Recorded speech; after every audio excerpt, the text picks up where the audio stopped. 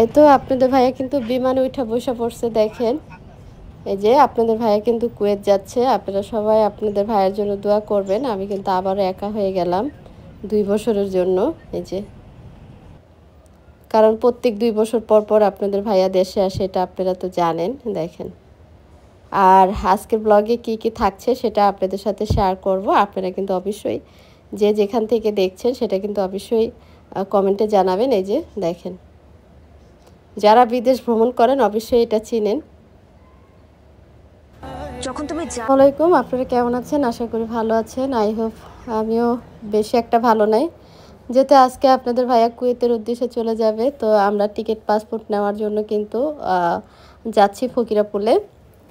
যেতে আপনাদের ভাইয়া চলে যাবে, মনটা কিন্তু অনেক খারাপ ছিল। আসলে ভাষায় বোঝাতে পারবো না, কারণ প্রবাসীর বউরা কিন্তু সবসময় একা থাকেন, আর একার জীবনটাই কিন্তু পার করতে হয়। তো জানি না, কিছুদিন ভালো ছিলাম, আর যতদিন আপনাদের ভাইয়া ছুটিতে ছিল ততদিন, এখন আবার একা হয়ে গেলাম, মনটা কিন্তু অনেক খারাপ। আর এই তো আপনাদের ভাইয়ার টিকিট পাসপোর্টের ব্যাগ এই যে রেডি করে দিলাম। তো সকালবেলা উঠেই কিন্তু আপনাদের ভাইয়া রেডি হয়ে গেছে। এই যে দেখেন যে কাপড়ে রেডি হচ্ছেন, আমি আসলে মানে কি বলবো, ভয়েস দিচ্ছি, অনেক খারাপ লাগতেছিল। দেখেন, সে একটু একটু করে রেডি হচ্ছিলেন আর ভাবতেছিলেন। আসলে আমি অতটা সুস্থ হই নাই, তারপর অসুস্থ ছিলাম, তারপরও কিন্তু আপনাদের ভাইয়া যেতে হবে, কিছু করার নাই, যেতে প্রবাস লাইফ, কি করব। সে আমাকে বলছিল যে ভালোভাবে থেকো, এটা বলছিল। আর এই তো আমাদের এখন এয়ারপোর্টের উদ্দেশ্যে যাওয়ার পালা। আপনারা কিন্তু ফুল ভিডিওটা দেখার চেষ্টা করবেন। এই যে আমি রেডি হচ্ছিলাম, আর সেও রেডি হচ্ছিল, আর মার সাথে কথা বলতেছিল। আমার আপনাদের ভাইয়া কিন্তু সবাইকে বলছিল তোমরা ভালোভাবে থেকো, কারণ আমাদের খাওয়া দাওয়া মানে সব কিছুই অগোছ হয়ে গিয়েছিল। কারণ আমরা একটু মানে টেনশনে ছিলাম, যেহেতু আপনাদের ভাইয়ের ফ্ল্যাট চলে যাবে ঠিক মতো, যতক্ষণ না যাবে ততক্ষণ তো একটা টেনশন থাকে। তো টেনশনে ছিলাম, আর আমি তো কান্না করতেছিলাম, অনেক কান্না করতেছিলাম, মানে এত কান্না করতেছিলাম কর মতো না। এ তো মা চলে আসছে, আমার মায়ের সাথে আপনাদের সাথে পরিচয় হয়ে গেল। এই যে আমার মার সাথে সে কথা বললেন যে মা ভালো থাকেন, এই আর কি। তো এখন আমরা এই তো বিদায় হলাম। তো যাই হোক, বাসা থেকে নেমে নিচে চলে আসছি। এই যে আমরা যাচ্ছি, এয়ারপোর্টের দিকে যাচ্ছিলাম। তো অটোতে করে যাব, যেতে রাস্তা ভালো, এই আর কি। তো আমরা কোনো গাড়ি নিচ্ছি না, অটোতে যাব। অটোতে যেয়ে এয়ারপোর্ট নেমে যাব, ওখান থেকে তারপরে হেঁটে যাব। এই তো তো আমরা কিন্তু এয়ারপোর্টে চলে আসছি। এই যে আপনারা অবশ্যই দেখতেছেন, দেখেন ওই যে সামনে এয়ারপোর্ট, হেঁটে যাচ্ছি। দেখেন হাঁটতে হাঁটতে যাচ্ছিলাম।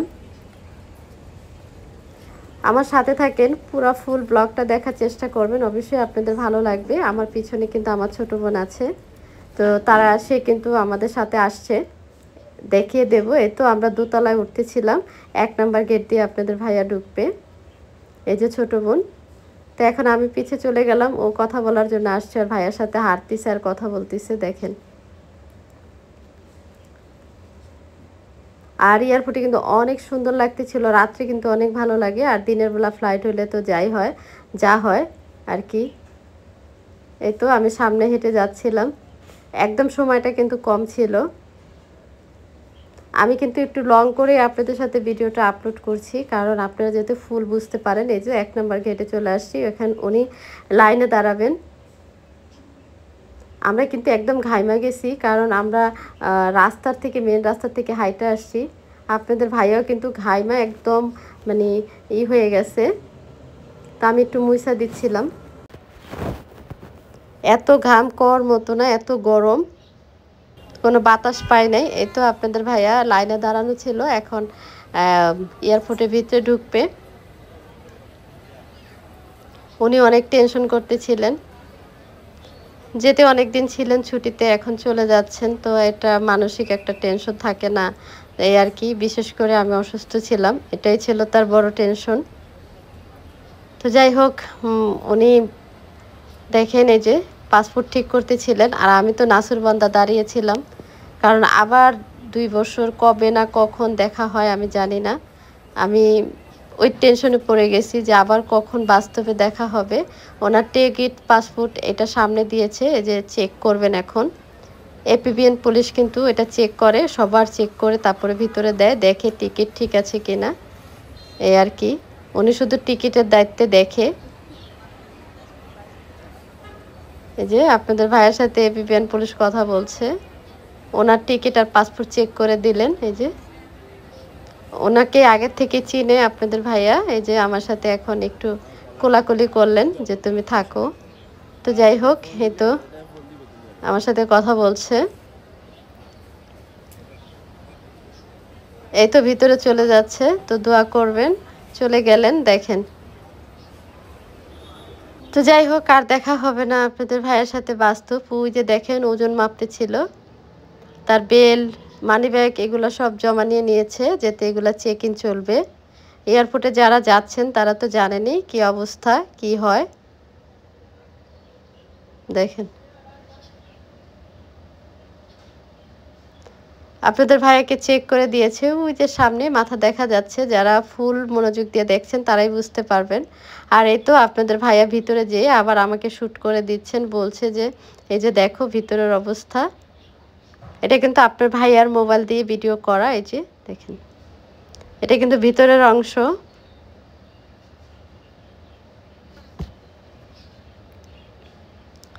তা আমিও কিন্তু দেখলাম যে আসলে না, অনেক সুন্দর। এই যে দেখেন দেখেন বিমানটাও কিন্তু এই বিমানে যাচ্ছে, এই যে এই বিমানে কিন্তু উঠে গিয়েছে, সবাই উঠতেছে আস্তে আস্তে। আপনাদের ভাইও কিন্তু উঠেছে, সেটাই আমার সাথে শেয়ার করলেন।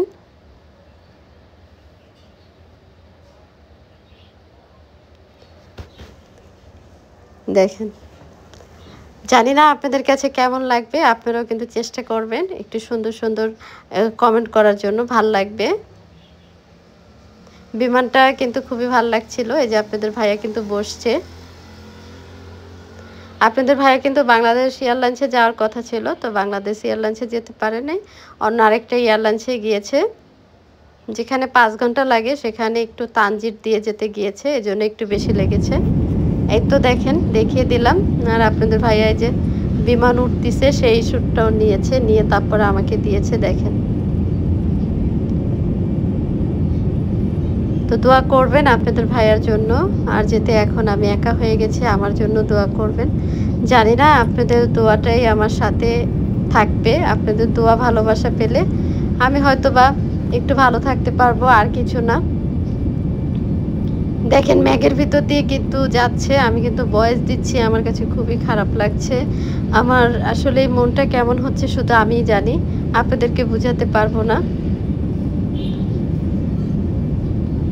ম্যাগের ভিতর দিয়ে যাচ্ছে, আমার কাছে এতটাই কষ্ট লাগছে যে এই বিমানে আমার হাজবেন্ড গিয়েছে। দেখেন নিচের অংশটা কি ছোট ছোট লাগছে। তো ভালো থাকেন, সুস্থ থাকেন, আল্লাহ হাফেজ।